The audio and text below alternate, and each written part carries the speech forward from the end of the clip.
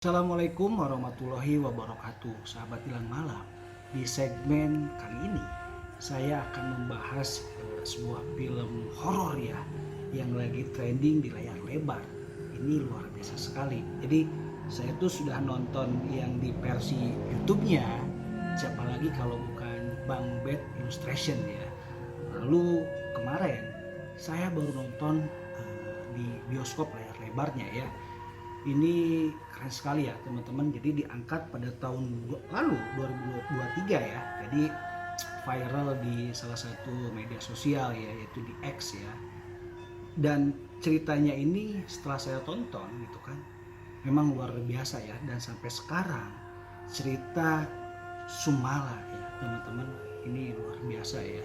Nah, singkat cerita, kemarin tuh saya nonton gitu kan. Jadi saya bisa menyimpulkan juga karena dari YouTube Bang Bednya saya sudah nonton, lanjut ke layar lebarnya ya. Dan ini keren sekali. Nah, teman-teman, jelang malam ini di segmen kali ini ya agak tampil beda karena saya mau mereview juga bagi teman-teman yang belum nonton, dan ini mungkin persepsi saya ya tentang filmnya Sumala. Jadi teman-teman, sesuai yang diinformasikan oleh Bang Bed Illustration dan narasumbernya, serta saya nyimpulkan juga setelah nonton di bioskop ya, tentunya di bioskop, itu kejadian pada tahun 1948 yang ada di Semarang, yaitu Jawa Tengah. Jadi singkat cerita, kejadiannya ini terjadi di salah satu sebuah kampung atau desa. Nah, menurut film ya yang saya tonton dari awal sampai akhir, jadi kejadiannya ini memang sampai sekarang ternyata mitos dan legenda ini masih ada teman-teman gitu kan. Jadi jangan keluar pada saat waktu maghrib atau tengah malam begitu ya. Dan mungkin ini karena video pertama ya, jadi teman-teman tolong dibantu juga kalau teman-teman punya persepsi yang lain, tolong ramekan di kolom komentar ya. Nah, kejadiannya pada tahun itu ada sebuah keluarga lah ya, disclaimer ya, ini anggap saja si bapak Sumala dan si ibu Sumala. Mereka itu digambarkan salah satu orang terpandang di desa itu, orang bisa dibilang salah satu orang terkaya. Nah, akhirnya dari cerita yang saya tonton, bahwa keluarga ini ada sedikit pertikaian dengan pamannya. Jadi si bapak ya, anggaplah si bapak ini bertikai dengan pamannya alias adik bapaknya ya. Masalah tanah, tanah warisan yang akan dipindah alihkan fungsinya atau diserah terimakan juga kepemilikannya kepada salah satu orang Belanda ya. Nah, singkat cerita, dalam sesi obrolan tersebut lagi panas-panasnya nih ya, si pamannya ini bilang bahwa menyindir tentang masalah legacy, masalah warisan gitu kan. Nah, otomatis nih si seorang anggaplah si bapak ini gitu kan, karena ketika menikah sudah lama tidak mempunyai keturunan.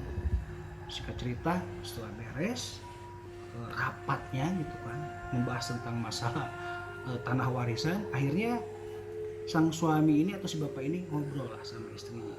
Dia menuntut supaya istrinya ini hamil. Begitu. Ini yang diceritakan di film ya.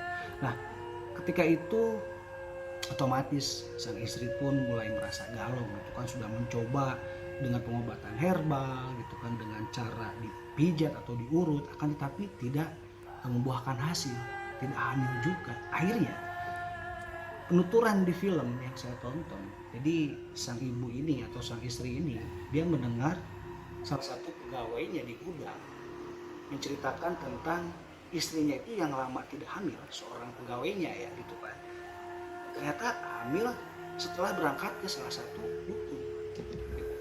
Nah, akhirnya singkat cerita, si istrinya ini pergilah dukun untuk berkonsultasi, akan tetapi ternyata dalam prosesnya dia itu melakukan sebuah perjanjian dengan iblis teman-teman. Ya akhirnya ritual dilaksanakan lah.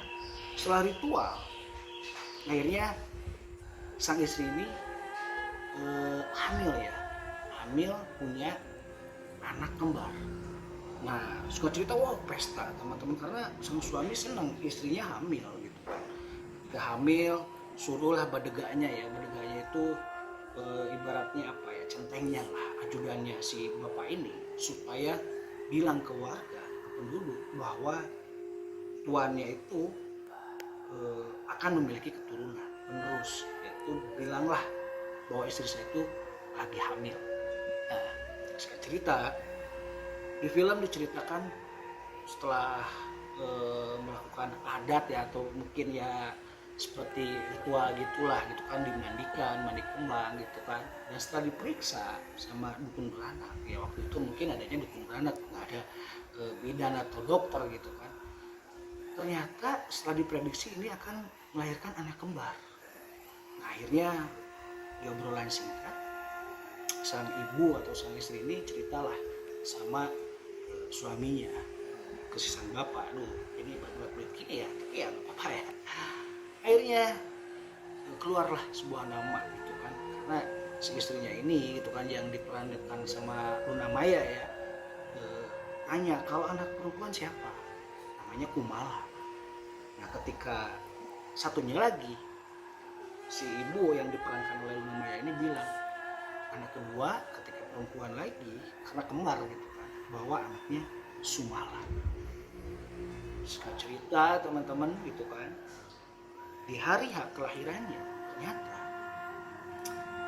sang ibu ini tidak sesuai harapan, ya melahirkan dua anak perempuan, yang satu cacat bahkan tidak bernafas, yang satu lagi menangis pas keluar tuh, menangis ketika saya tonton, ada kehidupan lah, sumber kehidupan di anak kedua, tapi ya itu anaknya cacat, seolah-olah kayak bentuk ari-ari yang nggak jelas gitu kan. Nah si Embo ini yang membantu juga ya, kayak pembantunya lah, si Embo ini terus berusaha untuk membantu supaya Kumala ya, anak pertama ini, supaya hidup ya, kayak diberikan tekanan-tekanan atau apa ya, supaya nangis lah, intinya seperti itu teman-teman.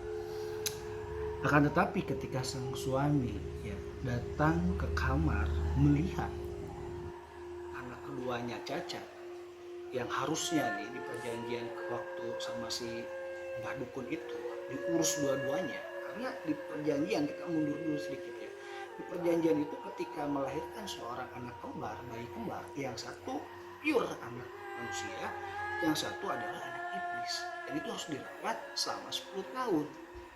Tapi setelah 10 tahun yang anak kedua ini, yang keturunan iblis ini diambil katanya, dan mereka akan hidup bahagia. Tapi sang suami atau si bapak malah membunuh Sumala. Nah disinilah malapetaka terjadi ya. Akhirnya sekian singkat cerita gitu kan, Kumala ini aneh. Kumala ini aneh gitu kan, karena mungkin dua kepribadian gitu kan, dan karena Kumala ini anak perempuan yang ibaratnya tidak sesuai harapan ya dari seorang ayah, ini sering disiksa, sering dianiaya. Nah puncak-puncaknya akhirnya Sumala ini sering mendatangi Kumala, jadi seolah-olah merasuki gitu kan. Dan ketika setelah itu kejadian-kejadian aneh di keluarga itu semakin sering terjadi, kayak Kumala memakan ayam hidup gitu kan. Nah dan ketika ditanya gitu kan, Kumala ini tidak mengaku kalau yang memakan itu bukan dia, tapi Sumala.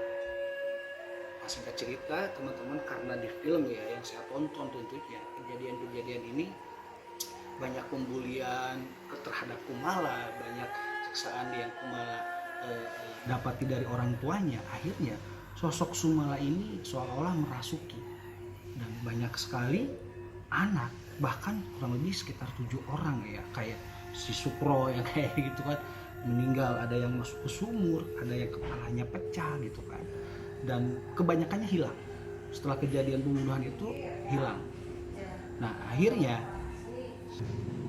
ternyata itu perlakuan Kumala yang memang dirasuki oleh Sumala gitu kan. Dan teman-teman, setelah itu semakin terjadi teror dan warga pun semakin gelisah, dan diinformasikan di film tersebut yang selamat hanya adalah pembantunya, yaitu si Embonya gitu kan. Dan sampai sekarang ketika Bang Bet ibaratnya ekspor ke sana dan mendapatkan salah satu narasumber gitu kan, nah akhirnya si tempat itu sampai sekarang masih terkait, atau ibaratnya apa ya, mitos itu masih ada teman-teman. Jadi kalau dari jam 6 sore itu nggak boleh anak kecil itu main keluar gitu ya ceritanya ya. Jadi sampai sekarang pun tahun 2024 kampung itu masih percaya bahwa Sumala itu masih ada. Nah baik teman-teman, kalau buat teman-teman yang belum nonton ya silahkan tonton ya, karena sudah ada ya di bioskop layar lebar, sudah tayang gitu kan. Kalaupun yang belum nonton, teman-teman boleh langsung ke channelnya Bang Bets ya. Dan itu menurut penuturan saya ya, yang sudah nonton channelnya Bang Bet dan nonton juga layar lebarnya di bioskop. Jadi teman-teman maaf nih kalau misalkan ada yang kurang, teman-teman boleh